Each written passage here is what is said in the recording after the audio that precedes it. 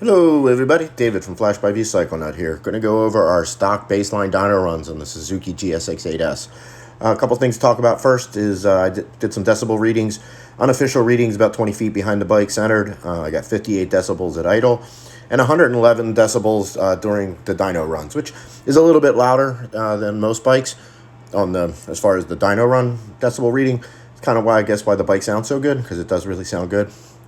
Notice that the bike idles a little higher in gear than it does in neutral. Not a big deal, but just want to call that out in case after the flash, some people think that the flash created that, and it's done that since stock.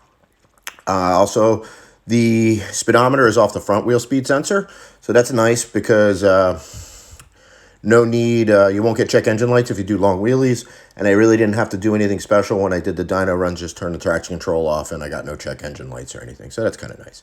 So let's take a look at the run. We made just about 79 horsepower at 8,000 RPMs with 57 foot-pounds of torque at 6,400 RPMs. Shape of the curve's a little bizarre. Above 8,000 RPMs, you can see where it really flattens out at the end. I'll know more once I start tuning, but that's one of two things: either restrictions in the ECU, or it could be like an intake restriction, like the airbox. The airbox doesn't look very big for a bike making this much horsepower, so I'm going to guess that with starting with some airbox mods, which I won't do until I get the full stock bike tuning done, I'm guessing we're going to see some gains, but don't know for sure until we do. Curve's a little lumpy. Hopefully I'll be able to fill that in and smooth it out. I don't really feel that when I'm riding it, but the dyno doesn't lie. So pretty nice numbers to start with, looking like potentially some places to make gains. So looking forward to see what we can do. Let's look at some dyno runs some different ways so we can really get a good idea at this. Next, let's look at an all-gear run, which shows them versus speed instead of RPM. Couple interesting things. If you look in the bottom right corner, just above dyno jet, you will see a speed of 135.7 miles an hour. So that's the theoretical top speed of this bike if you're able to pull full red line in top gear with the stock gearing. I can't, because the front wheel speed sensor is what works the speedometer. I'm not sure if there's a speed limiter on it, because it wouldn't kick in this way. So I have to see on the road, and maybe some people can comment on that.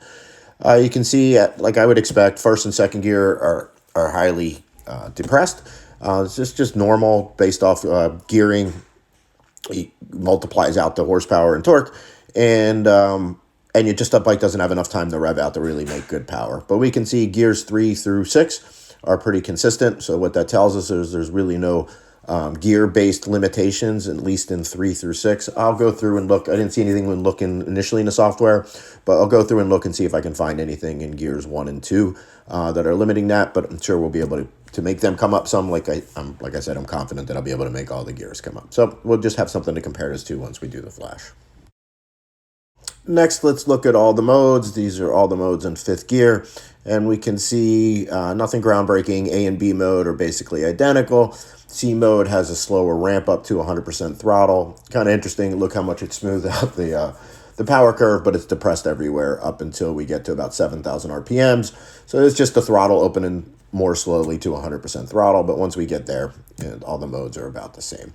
Not sure yet how I'm going to handle this in the flash. My initial feeling is that I'm going to leave C mode the way it is, but I may change that as we develop the flash. Lastly, let's compare the GSX8S to the bike that it really is its main competition, and that's the MT07. So this is comparing it to my 2019 MT07 all-stock baseline that I got, which the brand new MT07 is no different motor-wise, and holy shit, paper towels.